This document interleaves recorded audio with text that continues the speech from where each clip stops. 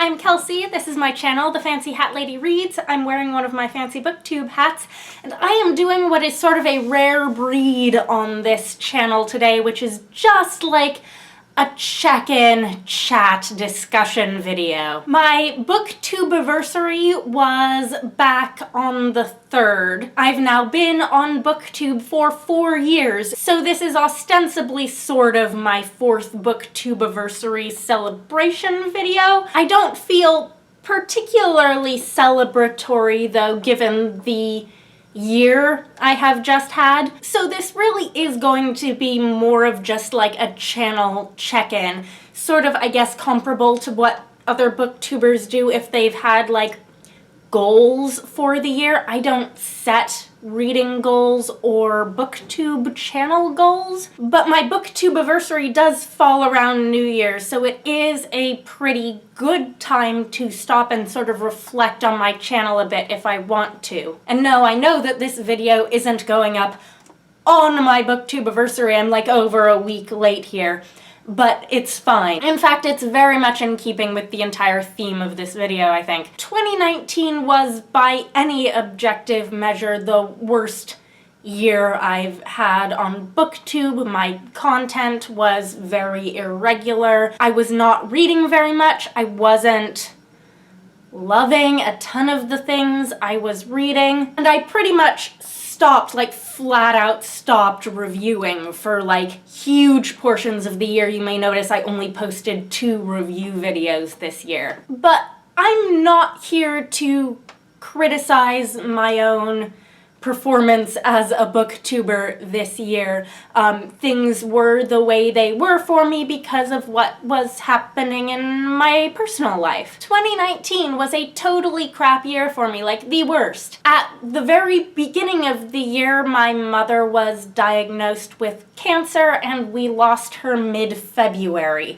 So we are, as this new year comes around, coming up close on having passed all of those kind of big 1-year marks. And while, like, my family has been going through all of this, I have basically just told myself that it is absolutely okay for BookTube to be taking the back seat. It is absolutely okay if I'm not keeping up with new releases or reading lots of books or even, like, feeling good about the stuff I'm reading. The one real sort of, like, personal, unspoken goal that I had for myself for BookTube, and I didn't dare speak it aloud because, like, once you speak it aloud, it's real. But my one real thing that I wanted was not to ever totally go on hiatus on this channel. And I didn't. I had months where, like, I only posted 1 video that month, but I never disappeared on you guys. And I think that's been my real victory, so I'm celebrating that. The other thing that I think is a victory personally, although it does spill over a bit into BookTube and the book community, is all of the things that happened for me in 2019 that were really good and positive and joyful. All of those things, however, like, took a lot of effort to make them happen for me. I feel like I just poured a lot this year into, like, forcibly making things not be total crap in my life. I adopted a cat. This is a big change. She's made things a lot better for me, but she's also very distracting. I went to WorldCon in Dublin and hung out with a bunch of BookTube friends. I brought my dad along because I thought that would be nice, and it was. It was really nice. But there's also an extent to which planning that and, like, making that happen for both me and my dad took a lot of energy and a lot of time. Similarly with both of the trips I took the end of 2019 for Thanksgiving and Christmas. I am usually traveling for both of those holidays because I don't have family in the area where I'm living, but I kind of decided this year, sort of last moment for both Thanksgiving and then last minute again for Christmas, that, like, I really needed to do some sort of alternate holiday celebration than whatever would have been normal for me and my family, because normal wasn't really an option anymore. But then it felt like these entire past 2 months, which November and December are already usually very slow reading and video making months for me, again because I'm normally traveling for both those holidays, it made those months even slower on my channel and in my reading and in like everything else in life than they would normally be. So you may ask, am I setting myself any goals for this channel or for my reading to pull myself forward? And the answer is no, I still don't do any goals. But I do want to express, and maybe expressing it will make it more likely to be real, that I feel that the channel will be going more back to normal in 2020, because I think I'm going to be feeling more normal in 2020. So what does that look like on my channel, you may ask, especially if you haven't been around all that long and maybe don't remember, you know, what my content output used to be like. It probably means something more like at least 4 videos a month. That was my unspoken goal that I had for myself for my entire channel life until 2019. Unspoken because, you know, if I didn't hit it, I didn't want to be failing anything, and I think that's still true. But there were months back, like in 2018, 2017, where I was doing like 6 videos a month, 7 videos a month, and right now that's like, oh my gosh, how did I even do that? But I do think I will get back there eventually. I would also like to get back to like actually reading and reviewing new releases. I basically stopped using NetGalley entirely in 2019. It stressed me out to have things from NetGalley that I wasn't reviewing and wasn't like getting, because it keeps like the percentage of what percentage of the books you've gotten have you reviewed. I didn't want to request things that I wasn't going to get reviews done of and like kill my review percentage. And I wasn't really writing reviews, because for me that's one of the most time-consuming things I do on my channel, which you can't see because those end up being some of my shortest videos. But because I decided at some point, I don't know how or why, that the way I'm going to do reviews on this channel is different from like just a long wrap-up segment. I want my reviews to essentially be the same content across platforms, video and written. So I write reviews, and I'm a very like meticulous and slow writer. So when I sit down to write a review, like that's an endeavor for me. It takes a number of hours, and it's something that intimidates me quite a bit, especially when I've been out of it for a while. So yeah, basically towards the beginning of the year, I had read some things like at the end of 2018 that I still needed to review, and I just did not have it in me to write those reviews, and I still haven't. There are books that I got from NetGalley and read and told you in wrap-ups that I was going to do a full review of those books that I never did. I can tell you what they are. I read From Unseen Fire by Cass Morris. I did not like it. I was disappointed in it.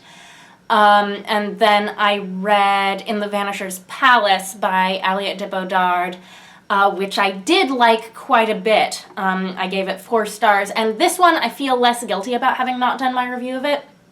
Even though it still shows it as being like unreviewed on NetGalley, I feel like I've given this book like real coverage on my channel. It's something I've talked about in like a lot of recommendation videos and stuff. So no, I never reviewed it. I never talked about it in the way that I talk about books when I review them or even wrap them up, because when I wrap up books that I mean to do reviews of later, I go very quickly over them. So I never said the things about this that I wanted to say in a review, but I don't feel like I've failed to spread the word on this one either. From Unseen Fire, I really do feel like I failed because I never told you why I was disappointed in this book, and I had a lot of reasons. And at this point, I read these both too long ago to go back and write the reviews that I wanted to write.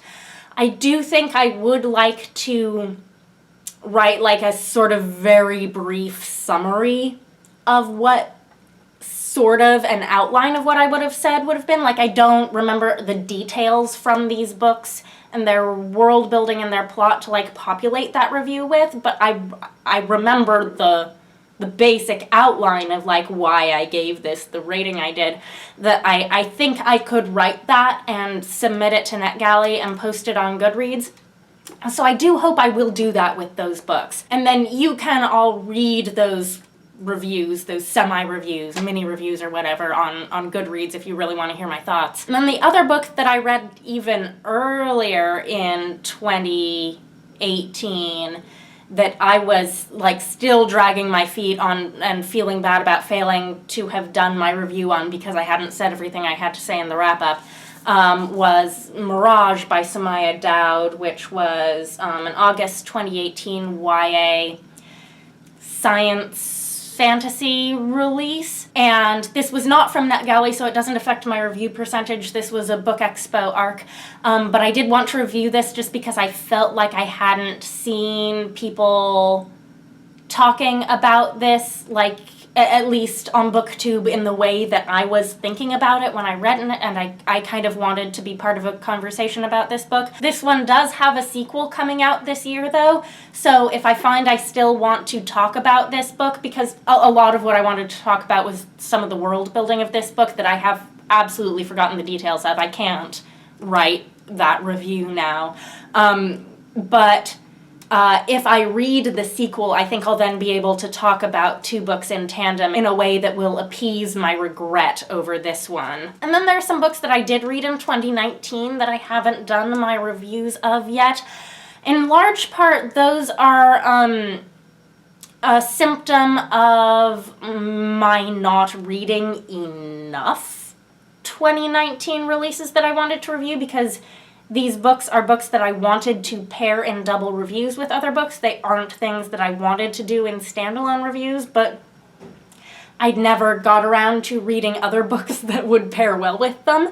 So that's my problem there. I'm kind of still waiting on a few books that I read in 2019 to see if I can maybe patch together some double review content that makes sense with maybe something that I'm gonna read here in the next month or so, who knows. But because I was barely reviewing in 2019 and barely reading new releases, I totally stopped requesting things on NetGalley, except I requested like one thing mid-year and I got approved, and then I was like, oh no, I'm not actually gonna get around to reading this, am I? So I still have copies of things on my Kindle from NetGalley that I had on my Kindle from NetGalley a year ago that I haven't gotten around to, and I'd like to start reading some of those things, especially since it's like award nominating season and I've barely read any of this year's new releases. And then I like to believe that once I've got that ball rolling again on reviewing and requesting things, that things will get back to how they were maybe for me. There are other reasons content on this channel has fallen off a bit that I think are going to take some more thinking on my part about like how to start making that content again. Specifically, I have always really enjoyed making recommendation videos. They're some of my favorite videos to make. But I was getting topics of those from external sources that have dried up. I used to do monthly recommendations, and monthly recommendations isn't really a thing anymore. I don't think they've had a topic for a long time. And then I don't know if Top 5 Wednesday is coming back, but Top 5 Wednesday went on hiatus, and they've been on hiatus. And so that's left me sort of feeling like I actually have to come up with my own recommendation topics now if I want to do recommendation videos, which I think has been a long time coming. I think sort of my idea of the sort of things I want to talk about and recommend on my channel has become more and more individualized over time, such that the, general group topics that I was getting from these groups were less and less things that I felt I really particularly wanted to talk about. I still do really enjoy doing the BookTube SFF Awards babbles, in part because my channel has become so genre-focused. That's a whole different discussion video that I would like to do about how and why my channel has become so genre-focused when it was not my intention in the first place. But it has. And so the BookTube SFF babbles are recommendation and discussion topics that I still really like to do on my channel, but they only happen for part of the year. But I have started to take sort of very seriously little offhand comments I get from, you know, subscribers on videos about, could you make a such and such video? And I'm thinking, well, you know, maybe I could. So if there's a recommendation topic you would like me to do, please comment. I am all ears. The other thing that I'm sure you've noticed that is kind of the big elephant in the room is that all year I've been about 6 months behind on my wrap-ups. And because I've been reading so slowly this year, that's not as many books behind on my wrap-ups as it would have been another year, so I can console myself that way. But I do think here around the time the new year's starting would be a time for me to, if I possibly can, try to like actually churn out wrap-up videos for those books to get caught up. And that is going to be the thing that's going to be really, really hard for me, because wrap-ups are a lot of time sitting in front of a camera trying to say things 5 different ways until it comes out right for me. That's just how it is. That's how I do this thing, and it's too late to change. I joke a bit. It's not too late to change, but it works decently well, so I don't particularly want to change. So that, and coming up with some of my own recommendation topics, are going to be things that, if I really want to do them, I think I got to put some effort in that I didn't have to put in this past year, and I'm not sure when I will have all of that energy and effort, but I'm hoping it will be soon. So I think that's a pretty good summary of where my channel's been this past year, where it is now, where I'd like it to be. I'm sure there are things I forgot to talk about, but that is just the way of things. They'll have to go in a different video. Anyhow, it's been nice talking to you. I hope you're having a nice day. That is all. Bye for now.